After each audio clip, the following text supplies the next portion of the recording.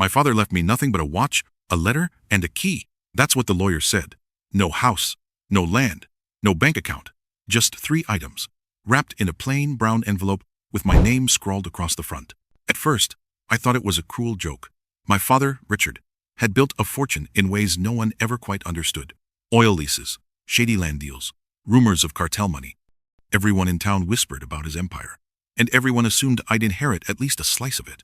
Instead, I sat in the lawyer's oak-paneled office, staring at a scratched Rolex Submariner, a brass key with no tag, and a single-page letter that looked like it had been pulled from the 70s. 14 million.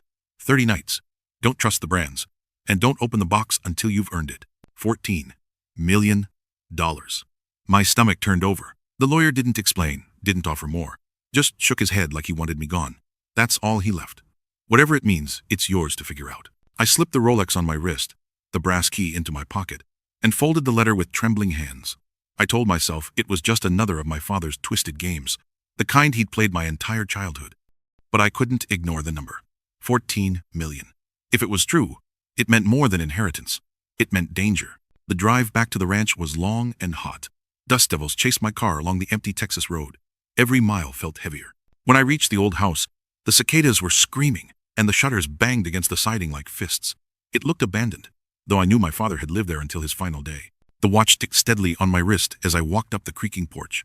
Inside, everything smelled of whiskey and tobacco. Dust coated the leather couch, and a line of dead moths lay beneath the window. But what unsettled me most was the silence. My father's house had never been quiet.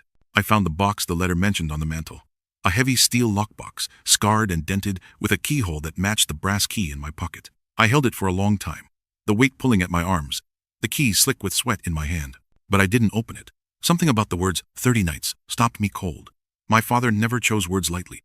If he said 30 nights, he meant it. So I left the box on the mantel. That night, I lay in my old childhood bedroom, staring at the cracked ceiling. The Rolex glowed faintly in the dark. At exactly midnight, its second hand stopped, and the whispers began. Not outside, not in the hall, from inside the house itself. 14 million. 30 nights. The voice was low, broken, like breath over glass. I sat up, every muscle locking tight, the letter burning in my pocket. And then I realized, the voice wasn't my father's. The whispers didn't stop. They slid through the cracks in the walls, curling around my bed frame, brushing my ears like cold fingers. Sometimes they muttered numbers, 14, 14, sometimes names I didn't recognize.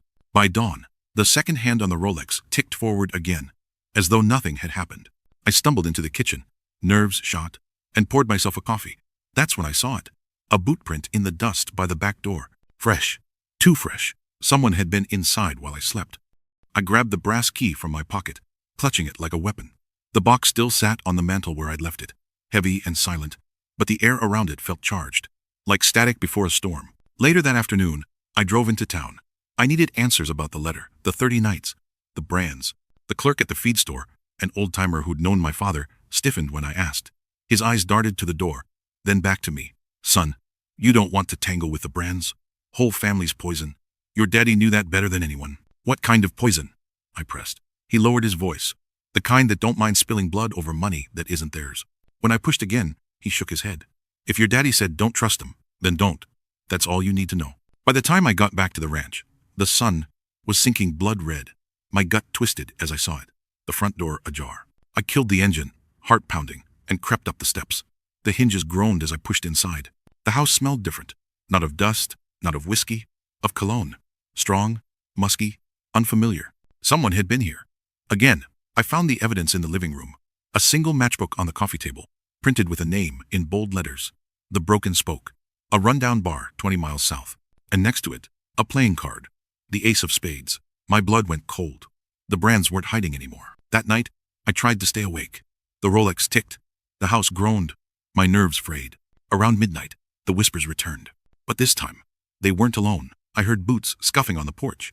A shadow stretched across the crack under my bedroom door. Open up, boy, a drawl said. Low and rough. We know what your daddy left you. Hand it over, and we'll make this easy. My throat locked. I glanced at the mantel. The steel box sat in plain sight, the brass key burning a hole in my pocket. The door rattled. Don't make us come in. I reached for the drawer of my nightstand, my hand closing around cold steel, my father's old revolver. I cocked the hammer, just as the doorknob turned. The doorknob twisted once, then twice. before the door exploded inward with a crack of splintering wood. Two men filled the frame broad, scarred, their eyes black with intent. One carried a shotgun loose at his side. The other grinned with a chipped tooth and flicked open a switchblade like he was greeting an old friend. I didn't think. I raised my father's revolver and pulled the trigger. The blast shook the room. The switchblade man screamed, clutching his arm as blood sprayed the wall. The second man roared and swung the shotgun up, but I dove behind the bed as buckshot shredded the headboard into splinters. The Rolex ticked steadily on my wrist, like it was keeping count of every second I might still be alive. "Goddamn kid's armed," one of them shouted. "Take the box! Forget him!" the other snapped. I scrambled into the hall as they barreled toward the mantel. The steel box gleamed in the moonlight through the broken window. My father's letter burned in my pocket. "Don't trust the Brands." I raised the revolver again, hands shaking, and fired. The bullet caught the shotgun man in the leg. He bellowed and collapsed, his weapon clattering to the floor. The other one, wounded and wild-eyed, grabbed the steel box with his good arm. I charged him. We crashed into the wall, the box slamming into my ribs. Pain shot through me, but adrenaline kept me upright. His knife hand whipped out, grazing my side. I felt the sting of blood, hot and sharp. We wrestled, the whispers swelling around us, louder, clearer now. 30 nights, the Brands will bleed. It wasn't just in my head. I swear the house itself was speaking. The man's grip faltered. I drove my fist into his jaw. He crumpled, unconscious, the box slipping from his hands onto the floor. Silence fell, broken only by the groaning of the man bleeding on the porch. The other lay sprawled at my feet, chest rising shallow and fast. My side burned where the knife had kissed me, but I barely felt it. My eyes were on the box, unopened, untouched, waiting. I bent down, the brass key trembling in my blood-slick hand. I almost slid it into the lock. Almost. But my father's voice, or what I thought was his voice, whispered in my ear. "Not yet. 30 nights." I froze. Headlights washed over the house. Tires crunched on gravel. I staggered to the window just in time to see another car pull up, sleek, black, and polished. Not like the rusted pickup the Brands drove. This one was different, cleaner, professional. A woman stepped out, tall and sharp in a gray suit, her blonde hair pulled tight. She didn't look like she belonged here. Her eyes swept the house, lingering on the broken door, the blood, the box at my feet. She smiled, and then she walked toward me. She stepped across the threshold like she owned the place, heels clicking against the warped floorboards, her gray suit untouched by the dust and blood that clung to everything else. Behind her, the Brands groaned where they lay. She didn't even glance at them. Her attention was fixed squarely on me. "Richard's boy," she said, voice smooth as glass. "You look just like him, though maybe a little less disciplined." My grip on the revolver tightened. "Who the hell are you?" She smiled like I'd asked the right question. "Evelyn, executor of a trust your father never mentioned. And before you ask, yes, the Rolex, the letter, the key, the box, all of it falls under my jurisdiction." The way she said jurisdiction made my skin crawl. She circled the living room slowly, inspecting the wreckage. The unconscious man bleeding on the floor, the broken door, the steel box gleaming on the mantel. "You've had a busy first night," she murmured. "I admire that you're still breathing." "Those men," I began. "The Brands," she cut me off. "They don't scare easily, but they're nothing compared to what's coming. That box doesn't just contain money, Thomas. It contains obligations. Debts your father never paid. If you think the Brands are the only ones who want what's inside, you're already dead." My stomach tightened. "So why are you here?" "To make sure you survive long enough to hand it over properly," she said. "Richard trusted me. You should too." I almost laughed. Trust? My father's letter had been clear. Don't trust the Brands. He hadn't said anything about Evelyn, but something in her smile made me want to put a bullet between her eyes. Instead, I said nothing. She walked to the mantel and laid her hand gently on the steel box. "He was right to make you wait 30 nights. The box isn't just locked, it's sealed. It needs time. Ritual. The inheritance matures only if you endure." The whispers rose, curling like smoke around her words. 30 nights. Endure. Endure. She seemed to hear them too, though she didn't flinch. She turned back to me, her eyes sharp. "So, here's my advice, Thomas. Stay alive. Don't open the box until the 30th night. And when you do, call me first." She slid a card across the table. A phone number, embossed in gold. No name, no company, just digits. "Do that," she said, "and you'll walk away richer than you can imagine. Fail, and you'll join your father in the ground."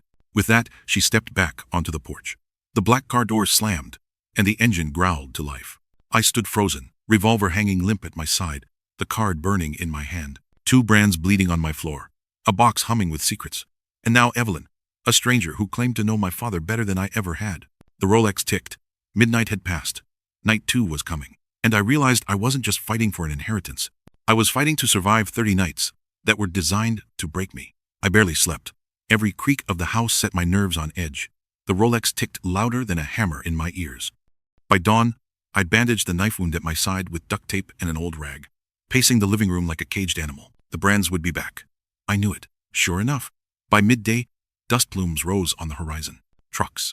2 of them this time. I grabbed the revolver, checked the bullets, 2 left, and cursed under my breath.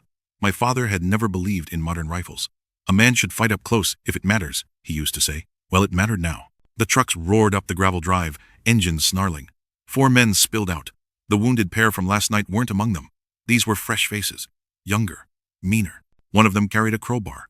Another a hunting rifle slung casual over his shoulder. Their leader, tall and thin with a snake tattoo curling up his neck, spat into the dirt and grinned at me through the broken doorway. Afternoon, son.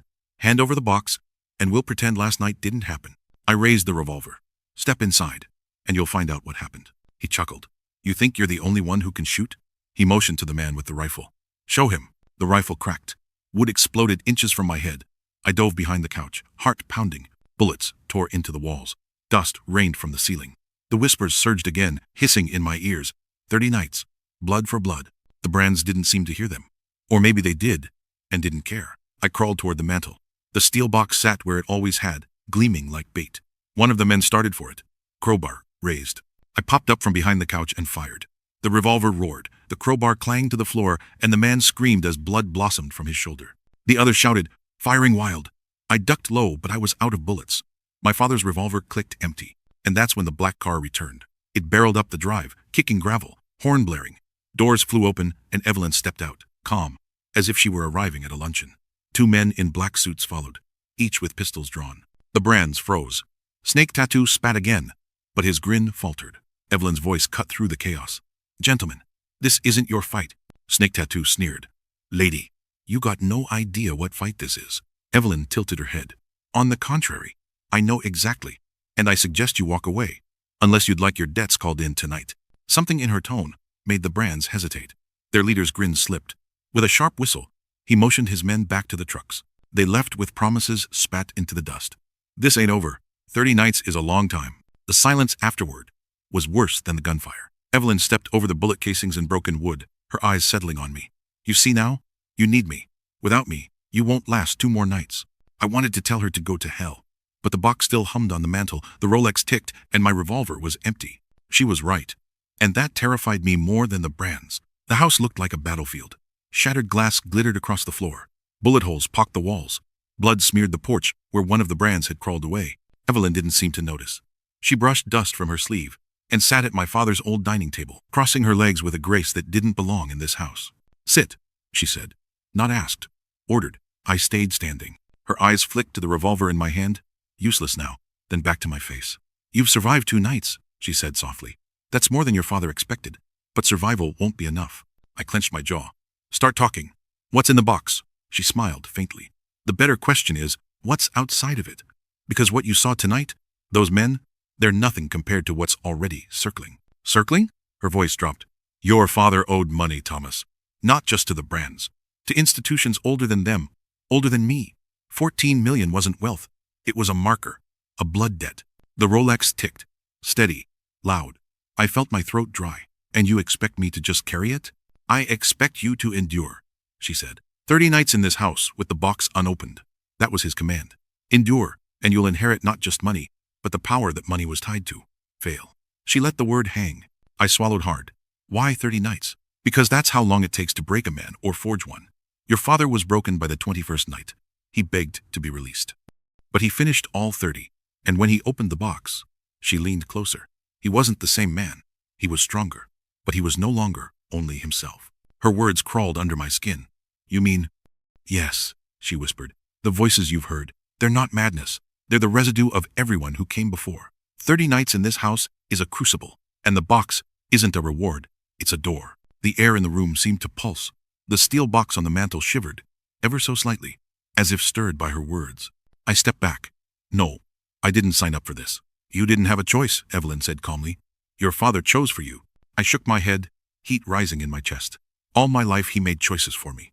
He lied, he manipulated, he kept secrets, and now, Even dead, he's still pulling the strings. I won't do it. Her eyes hardened. Then you'll die. The words landed like cold steel. No hesitation. No pity. Just fact. I wanted to scream, to throw the damn box into the fire and walk away. But the Rolex ticked, louder now, syncing with my heartbeat. My eyes kept pulling back to the box, the brass key heavy in my pocket. Evelyn rose gracefully. You'll open it on the 30th night, Thomas, or you'll be buried before dawn. She walked to the door, pausing only once to glance back at me.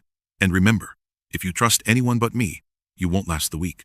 The door clicked shut behind her. The whispers filled the silence. Endure. Endure. Endure. The third night began with the sound of chains rattling in the walls. At first I thought it was the wind dragging loose, guttering against the siding. But when I pressed my ear to the plaster, the noise came from inside. Heavy links scraping stone. Moving closer, link by link, the Rolex ticked 11:59, then froze. The chains stopped, and the whispers surged louder than ever. Endure. Blood for blood. The brands will bleed. I backed into the living room, revolver useless in my hand, eyes locked on the steel box. The brass key in my pocket felt like it was burning. I almost jammed it into the lock just to end the noise. That's when I saw the first shadow. It stretched across the far wall, tall and crooked, shoulders bent like broken branches, but there was nothing there to cast it. No figure, no light. Just the shadow itself, moving closer, its mouth opening wider and wider until it stretched from floor to ceiling. I stumbled back, tripped over the couch, and crashed to the floor. Then headlights cut through the window. Engines. Trucks. The brands were back. I scrambled to the porch as two trucks skidded into the drive, doors slamming open. Snake Tattoo led the charge this time, rifle raised, his men spilling out behind him. He stopped short when he saw me standing in the doorway, pale, sweating, revolver shaking in my hand. You look like hell, boy, he called, grinning. Box keeping you up at night? His men laughed. I wanted to scream at them that it wasn't the box, it was the house, that something else was clawing its way out of the walls. But the words stuck in my throat. They wouldn't believe me. Snake Tattoo spat into the dirt. You're soft.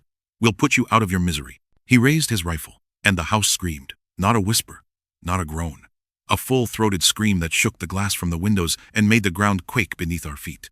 The brands froze. Their rifles wavered. Jesus Christ, one of them muttered. Snake Tattoo's grin faltered.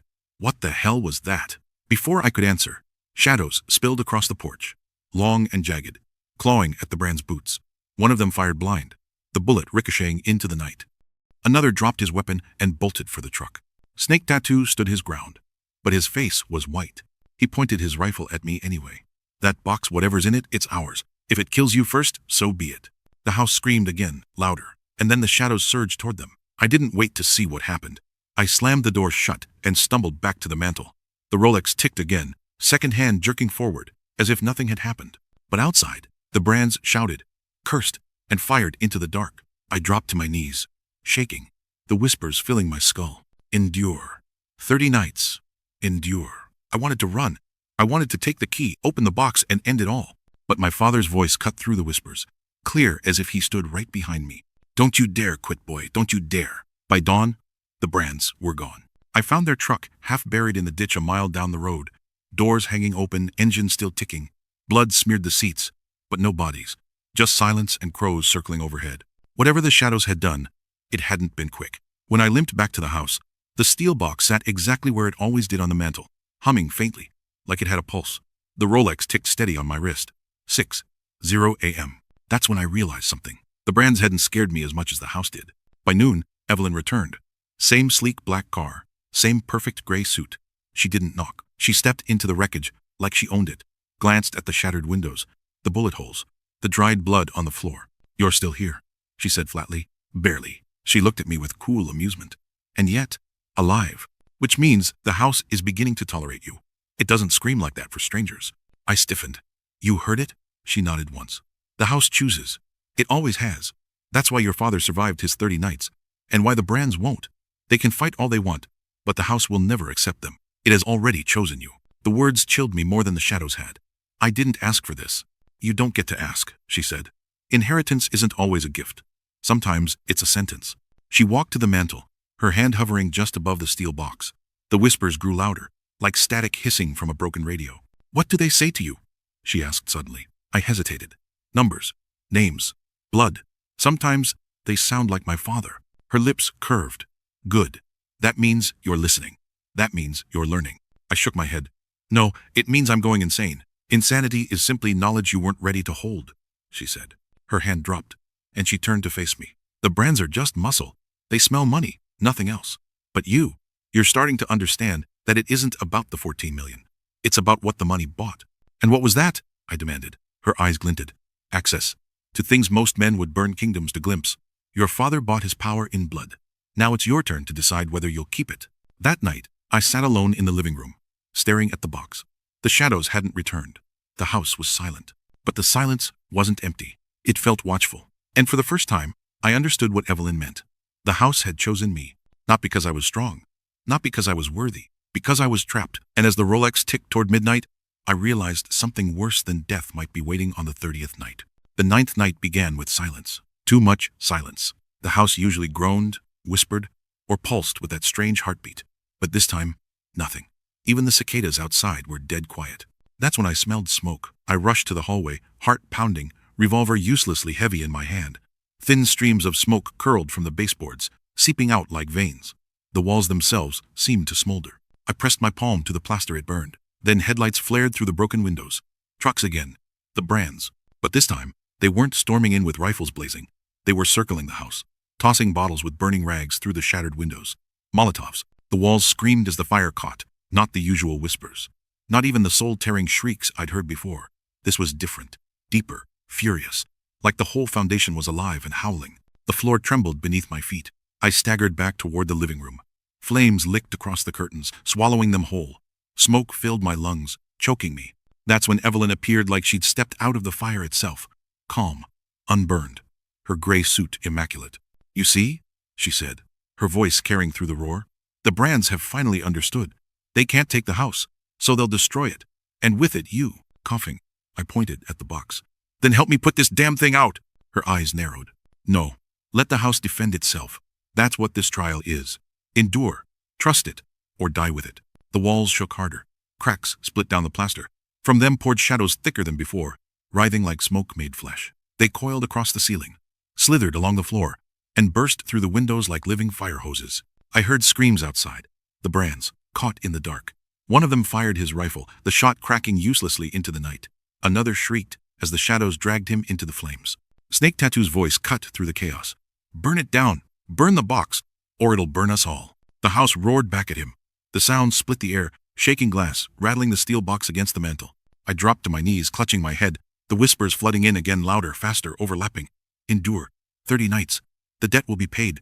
Endure. Through the haze of fire and shadow, I saw Evelyn's face. Calm. Watching me. Testing me. You're beginning to see, aren't you? She said softly. This isn't about your father. It isn't even about money. The house is binding itself to you. Every scream, every shadow, it's yours to command, if you survive. I don't want it, I shouted. Her smile was ice.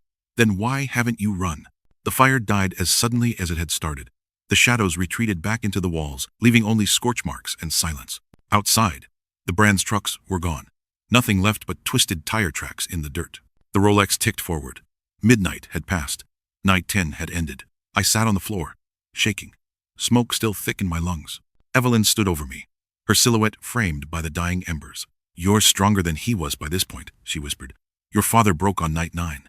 But you, she leaned down, eyes glinting, you might actually survive. By the 10th night, I barely recognized myself. The mirrors in the house showed a man with hollow eyes, lips cracked from smoke, skin smudged with soot and blood. My father's revolver hung from my hand like dead weight. The Rolex ticked steady, but each second felt heavier, as though time itself was pressing me down. Evelyn sat across from me at the dining table, untouched by the chaos of the last days, not a hair out of place. You're beginning to look like him, she said, tilting her head. By night 10, Richard looked exactly the same, half dead, half transformed. I didn't answer. My eyes were fixed on the steel box. The brass key was warm in my pocket, too warm. Sometimes it pulsed, like a heartbeat. What's inside? I asked finally, my voice ragged. Her smile didn't reach her eyes. What's always inside? Debt, power, memory. It isn't the what that matters, Thomas. It's the who. Open it, and you'll carry them. All of them. The whispers surged in response, filling the air, rattling the glass in the windows. I heard words clearer than ever before. Blood, debt, father, son, 30 nights, endure. My hand closed around the key. Evelyn leaned forward, her voice sharp as a blade. You could end it now. Open the box. You'd know everything. You'd inherit everything. The brands would scatter like rats. My breath hitched. And if I'm not ready? Her eyes darkened. Then it kills you. Slowly. Outside, engines rumbled again. Trucks. More of them this time, dozens. Their headlights cut through the trees, beams crisscrossing like searchlights. The brands hadn't given up. They'd multiplied. Snake Tattoo's voice carried over a bullhorn. We know you're in there. You can't hide behind that box forever. Open it, or we burn you alive. My heart slammed against my ribs. Flames, shadows, whispers they'd all return. I couldn't survive another attack. Evelyn's gaze pinned me. This is the moment, Thomas. Decide. Open the box, or let the house consume them all and you with it. I pulled the key from my pocket. It glinted in the dim light, edges sharp, heavy with expectation. My hand shook as I brought it toward the lock. The box thrummed, louder than ever. The whispers rose to a deafening chorus. Voices layered over each other until they became a roar. Open, open, open. The floor trembled. The windows shattered inward. Shadows poured across the ceiling like storm clouds, stretching toward me, urging, demanding. Evelyn's eyes burned with hunger. Do it. My hand hovered over the lock. Sweat dripped into my eyes. The trucks outside roared louder. The brands were shouting, chanting, ready to break the house to its foundations. The key touched the lock. The whispers fell silent. For the first time in 10 nights, silence. I froze. The house waited. Evelyn waited. Even the brands outside seemed to wait. I drew a breath, heart hammering, and twisted. The 30th night came like a storm. I hadn't slept in days. My body was broken burns on my arms, bruises across my ribs, eyes red from smoke and shadows. But the Rolex ticked toward midnight, and I knew it would all end tonight, one way or another. The brands returned with everything they had: trucks, rifles, fire. Snake Tattoo led them, his voice tearing through a bullhorn. Give us the box or we burn you with it. The house groaned, walls trembling, shadows already stretching like claws. The whispers in my head were no longer whispers. They were voices, dozens of them. My father's among them. Endure, son. Open it. Evelyn stood by the mantel, calm, eyes gleaming. This is it, Thomas. The house has chosen.